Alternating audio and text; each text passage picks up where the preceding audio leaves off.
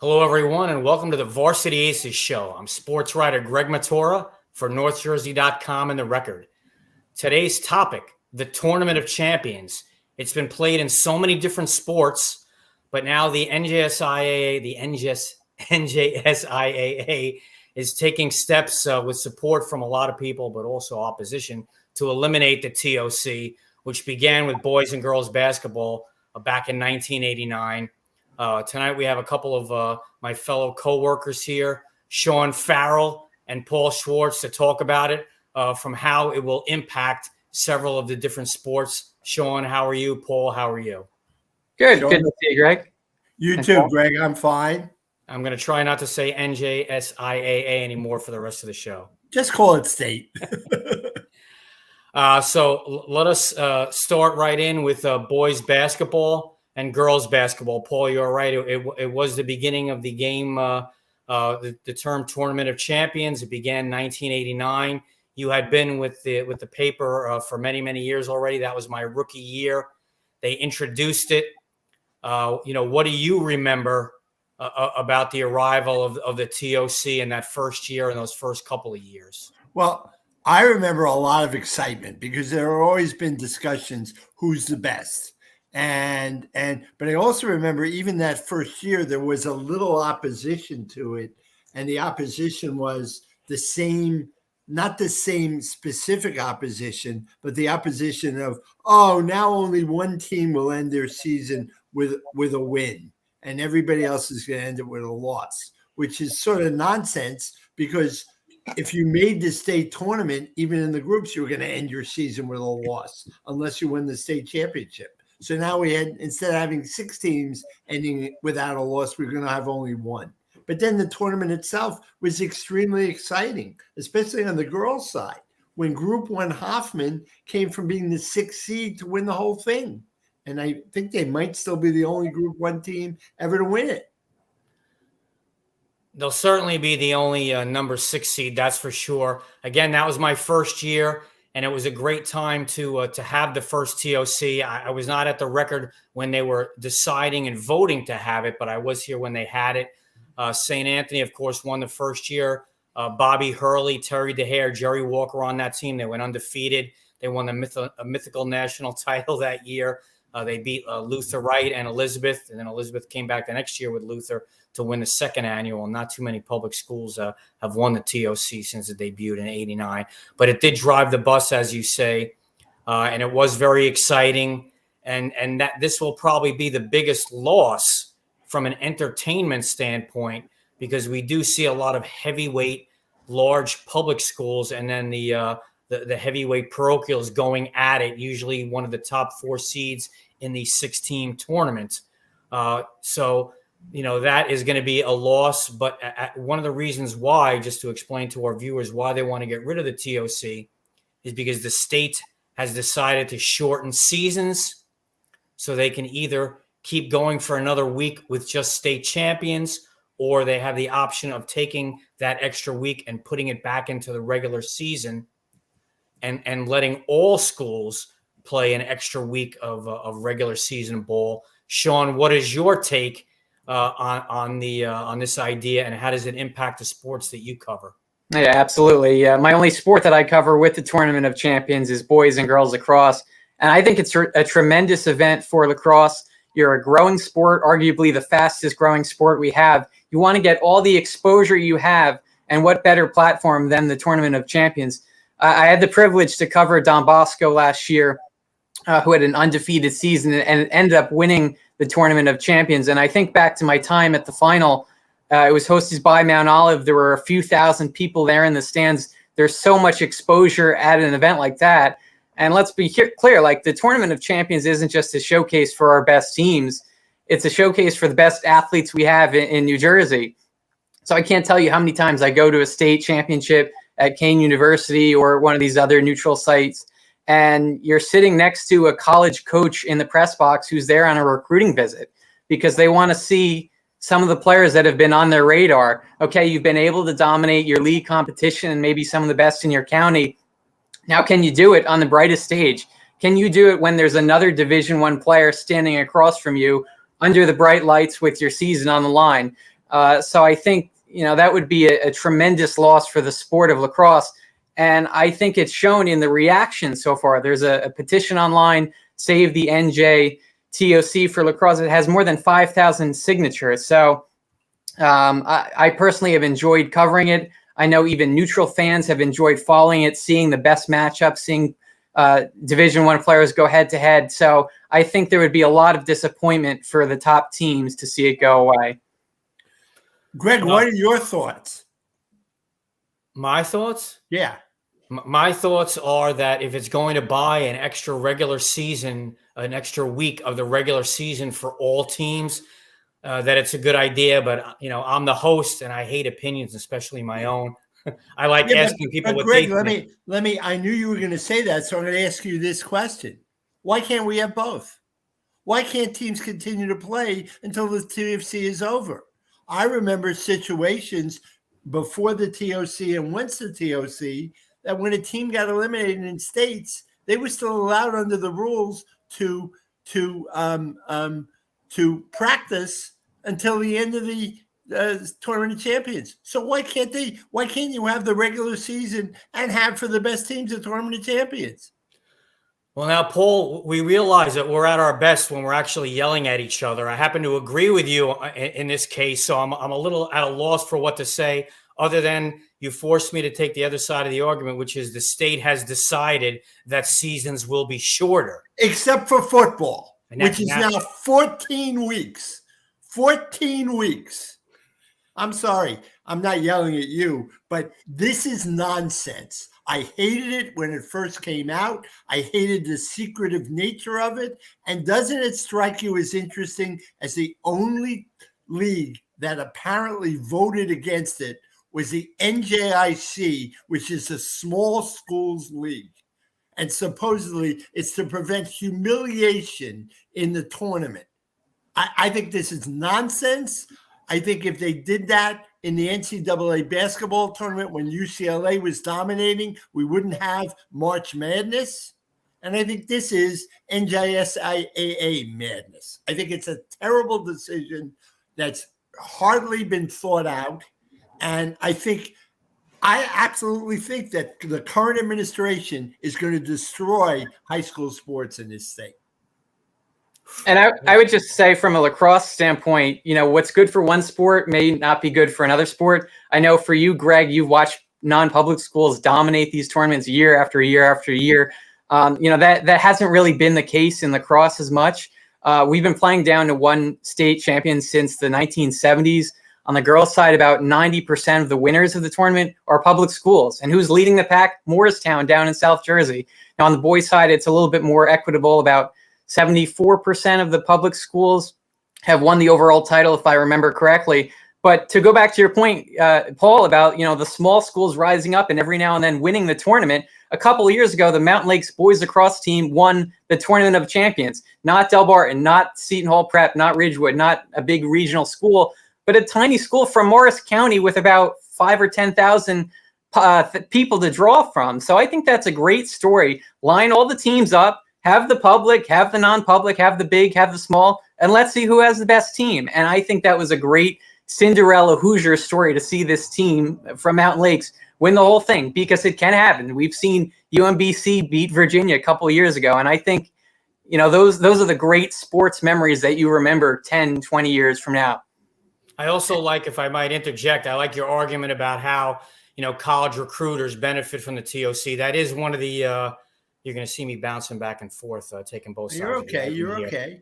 But I do like the idea that that in the TOC, a player could emerge and translate that into a scholarship. Although in basketball, most of the scholarships are earned on the AAU circuit, in my opinion, which renders that my argument for the TOC less. Paul, may I ask you?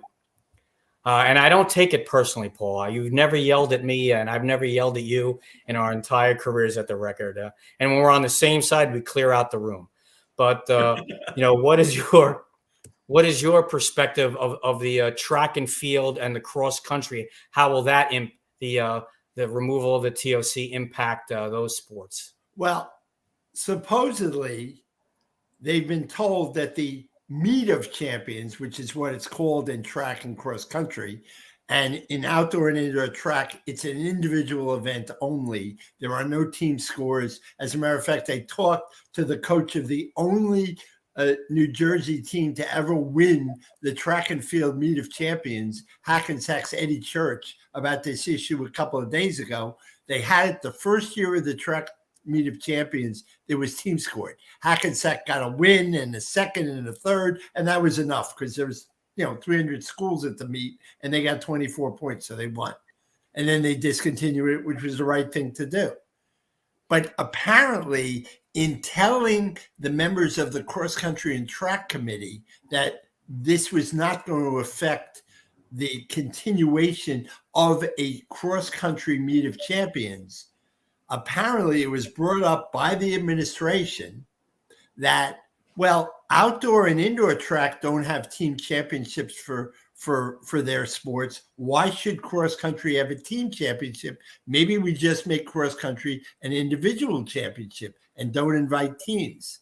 Well, they obviously didn't talk to any of the teams that they're supposedly trying to affect, because Park Ridge Emerson, the Group 1 co-op program in cross country, finished third in the state Group 1 championships this year. They earned medals. They made it onto the podium, but they missed the automatic bid to the meet of champions by 5 points.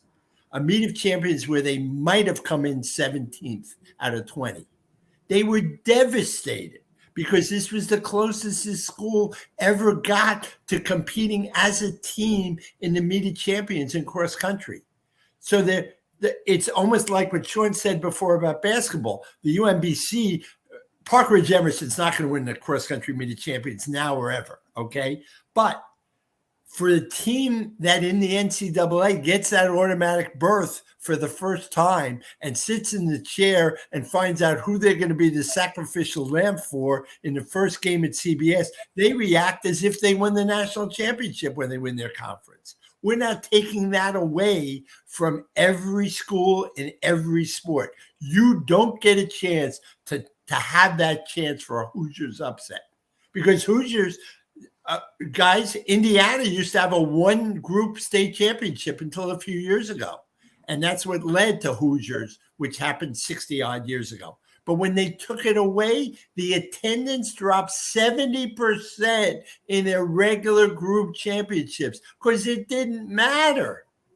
And I think, I don't know about attendance, but I think interest in high school basketball is affected if you take those things away. I think it's certainly going to be affected if Mountain Lakes can't find out if they're better than Bosco, if they can't schedule in the regular season, they'll get a chance in the TOC. And I think it happens in tennis. I think it happens in softball. How about Indian Hills never got a chance to win that magnificent Tournament of Champions a few years ago? And I can't remember who it was. I wish Darren was here to tell us. Hit the 3-run home run to win the game, to pull the magnificent upset in the finals. Why are we doing this? Why are we doing this? I got a solution. I want your guys' opinion on this. What about if the NJSA says if a team does not want to enter the Tournament of Champions, they don't have to? And then you don't replace them. Then instead of 6 teams in the basketball, if the Group 1 school doesn't want to enter, they don't enter, and you have a 5-team Tournament of Champions. Well, I mean, why do you want to throw this whole thing out for basically no reason except we don't want anybody humiliated? Let them make the choice. Well, you both made good points, and you're forcing me to take the state side now, since you guys are pro TOC and I'm on the fence. Sean, you brought up a great point about how the TOC helps you recruit, especially for lacrosse, about how a lot more percentage of public schools are winners. Paul, you brought up a great point about how the state championships, the attendance might go down if there is no promise of those state champions going and matching up against the other state champions, because again, we brought the TOC in primarily for boys basketball to start to drive revenue, and it did. We wanted to see the heavyweights. We wanted to see Roselle Catholic. We wanted to see St. Patrick's before it was called the Patrick School. We wanted to see St. Anthony's and Shawnee and Marist and all those great schools of the early days. Seton Hall Prep going at it. Those are just a few, and then see if a small school could knock off a medium-sized school. What about the argument? And I will throw that argument. If they have decided that they are going to shorten the seasons, tell me how you get them to go back to the way it was, or tell me how you're going to explain to 90-something% of the schools that could benefit from that extra week of the regular season. Tell them that they can't have their extra week because all of the state champions have to continue on and play just a handful of games so that we can have one Tournament of Champions winner.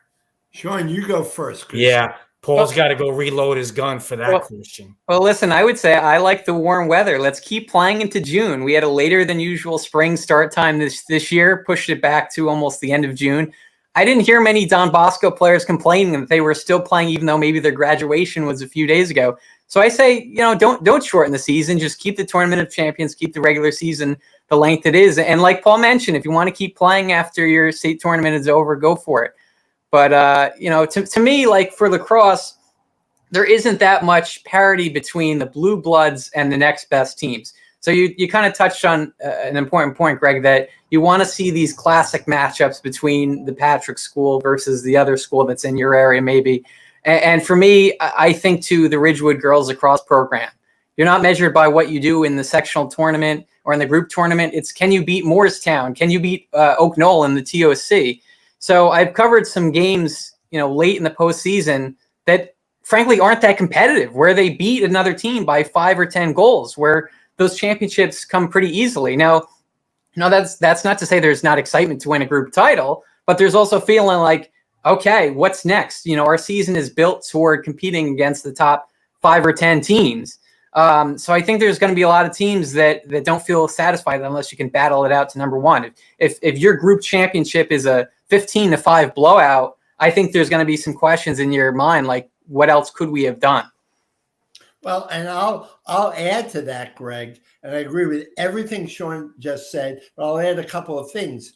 First of all, supposedly they're shortening the seasons to encourage kids to go out for more than one sport. How many top-notch basketball players in the group championship finals go on to play any spring sport? 1, 2, maybe of the 6. How many St. Anthony's kids played a spring sport? How many St. Patrick's kids played a spring sport? How many Don Bosco kids? How many Ridgewood basketball players, if they made it to the tournament champions? Same with the girls. There are a few, but this whole idea of was going to shorten the season because we don't have enough rest between seasons. You think the volleyball players who play club volleyball took any time off after their schools were knocked out of the state tournament to go play club volleyball?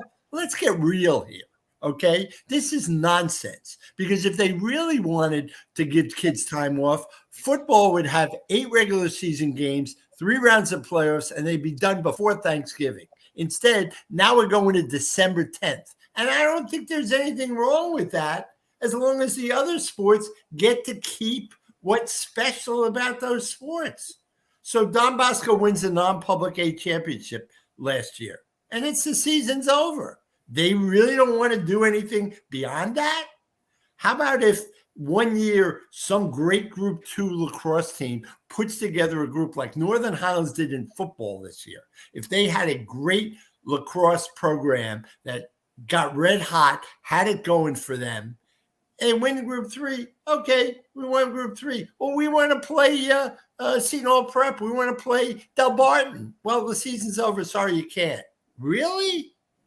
I don't see any good in getting rid of this. I really don't. I don't see how it benefits the athletes. And I hear the nonsense that they talk to their student advisory committee. Let's hear from some of these kids. I want to hear from Colleen McGuire. Address the media. Address your athletes. Let your athletes have a say the athletes who actually play on championship teams and have a desire to play on championship teams. Let them tell the NJSA what their feelings are about the TOC. I guarantee you that every member of that 1990 Bogota Group 1 team that won the Group 1 state championship and then lost in the first round of the TOC remembers those games to this day.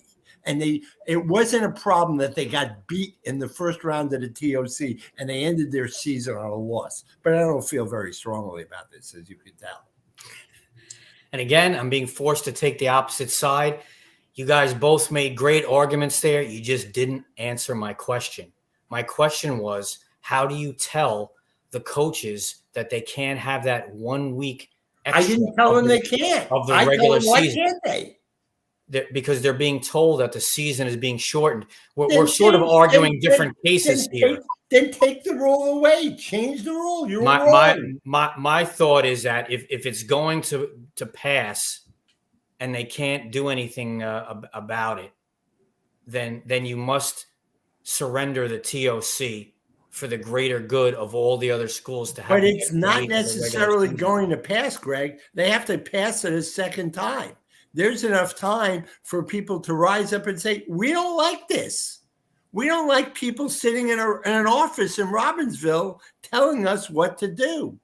I don't like principals, athletic directors, and superintendents sitting in an executive committee not listening to their constituency, which are the athletes, coaches, and parents. I don't hear any athletes, coaches, and parents clamoring to shut down the TOC and clamoring. They may clamor for an extra week of the regular season, but one doesn't have to necessarily have to come at the expense of another. You're expanding football to 14 weeks. Answer me that question, NJSAA. You're expanding it to 14 weeks. Thankfully, we're not having a tournament of champions for football. That'll be the next step. Why not? You'd have to have state champions, and then you'd have to play those teams down. I know. Texas does it in whatever division. We'd have a bowl game. We'd be playing all the way into January. We'd have a bowl game. Well, we never used to play past Thanksgiving. Now we're already up to December 10th. I don't think. I think the way it came about almost came by surprise. It was they've had arguments over whether to go to the group championships in football for decades. And it finally happened when the football coaches got behind it and decided to do it. And I'm not opposed to that necessarily.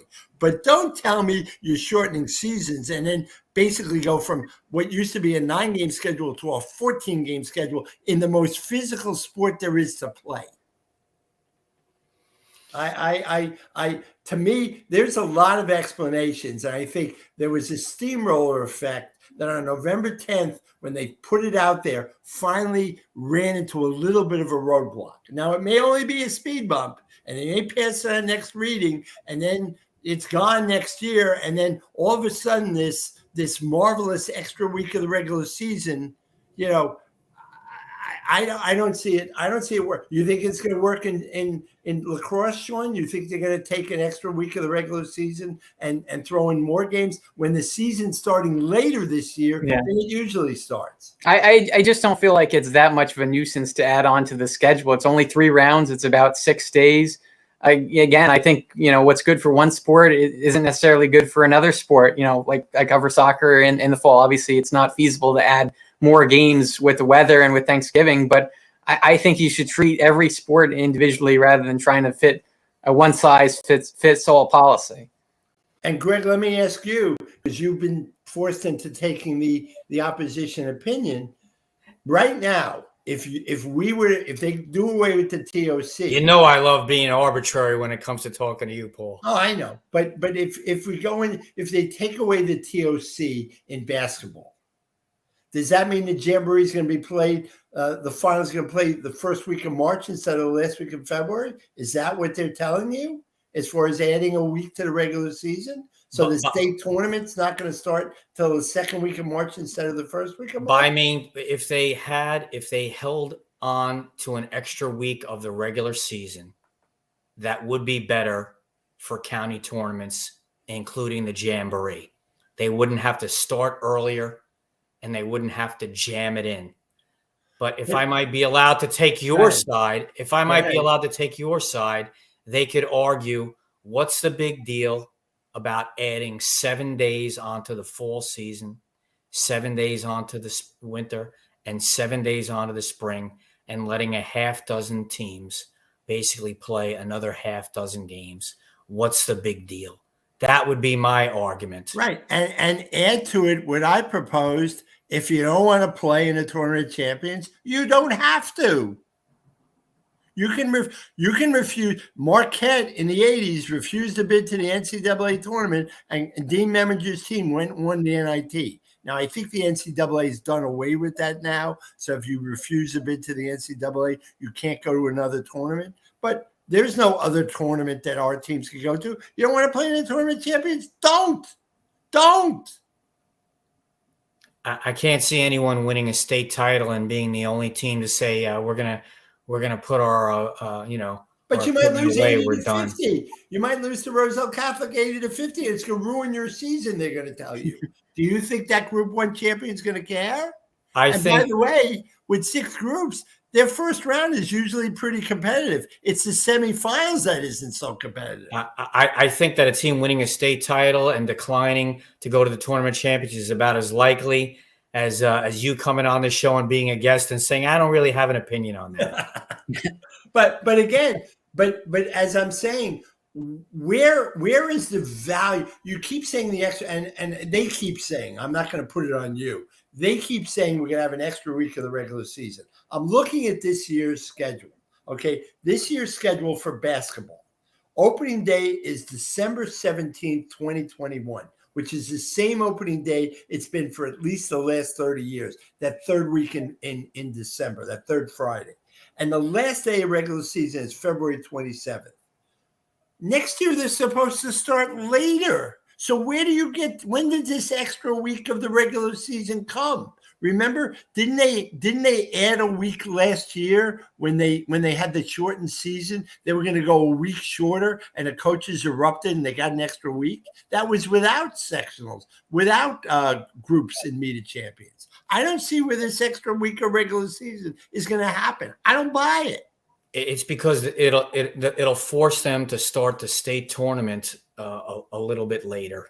So it's going to end the same time. But what about all the rest between seasons they keep telling us we're going to have? So is spring going to be pushed back? I'm not the whole thing about rest between seasons. I'm sorry, I just can't. I can't take the side against you on that.